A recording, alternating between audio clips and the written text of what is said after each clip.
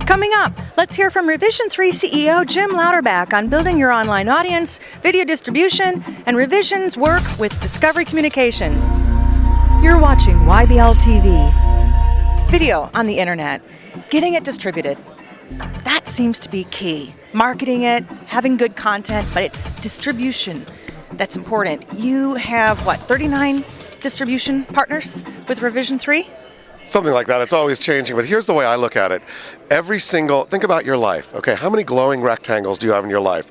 You can't see it right now, but she's holding an iPad. I know you got a phone. I know you probably have a big screen TV at home. On average, I think most people have probably 3 or 4 of these. Cisco says that in 2016, the average American will have 8 internet-connected devices, and most of them are going to have screens. These are all video consumption devices. So what you have to think about is not so much, oh, I've got to be on Hulu or I've got to be on ABC. It's like, I have to be a great experience on every screen of my potential audience's life, so when they get that urge to interact or watch, you can satisfy it with whatever screen they have. So we've got our stuff up on YouTube. If we're not a partner with them and we haven't monetized our channel, then we're kind of screwed in some respects, or are we not? Well, it depends on where your audience is and who you're trying to reach. So there are ways to monetize audiences beyond just whatever pre-rolls and other things YouTube sticks up. So what we were talking about in this session with Penn Jillette, Tom Green, Shira made very good points that you could start a t-shirt business. You could sell things. You can sell access to some of your more in-depth content. So don't just think that it's either pre-rolls or nothing, because there are many ways and many paths to make money with your content.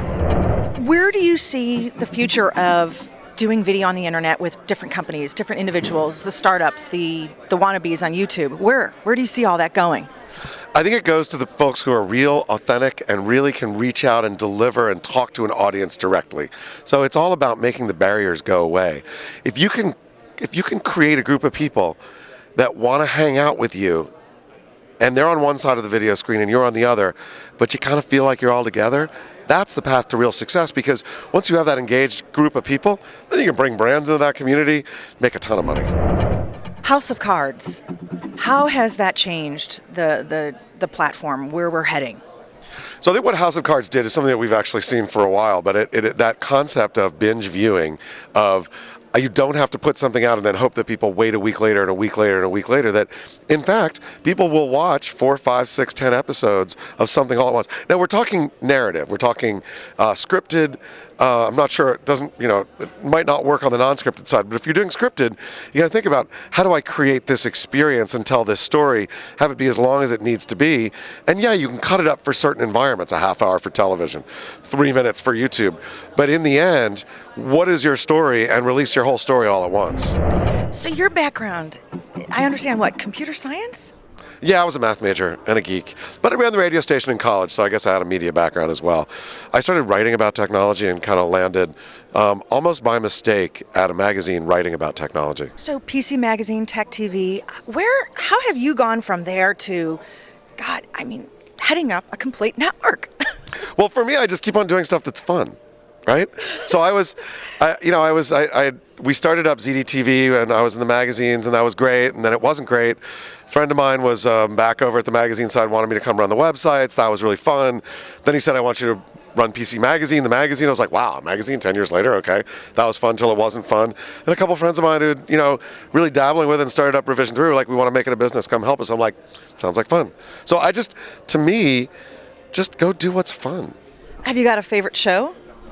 I love all my shows equally. So the thing that I'm watching now is not Revision3, it's Game of Thrones. I think Game of Thrones is amazing, but I've read all the books too, so I know what's going to happen. What's next on the agenda? Next for us at Discovery, because now we're the Web Original Video Network business of Discovery, is we will continue to launch new properties built not only on what we think makes sense for our young male audience in video games and technology and movies and culture and news, but we'll also do things that fit in the Discovery world. Getting acquired. It's a dating thing. You start off and you have a couple meetings. I'm sure there are a lot of our viewers out there that want to be acquired, by a bigger guy, bigger cheese. What kind of advice do you give them? Here's the thing that I learned, which I didn't know, it's the first time I'd done it, is you really does, it's like getting married. You don't just jump right into it. You got to date first, and dating in this way as in business is about doing strategic partnerships. So the thing is, you identify the companies that you think might be appropriate for you to possibly buy you, and then figure out, how do I do a business deal with them? How do I start doing something small so we start getting to know each other? Think of it as like speed dating or that first date. It's that first, like with Discovery, we started putting some of our shows on Discovery.com. And we got to know each other. And we realized that we saw the world in the same way. So in the end, about a year later, they bought us.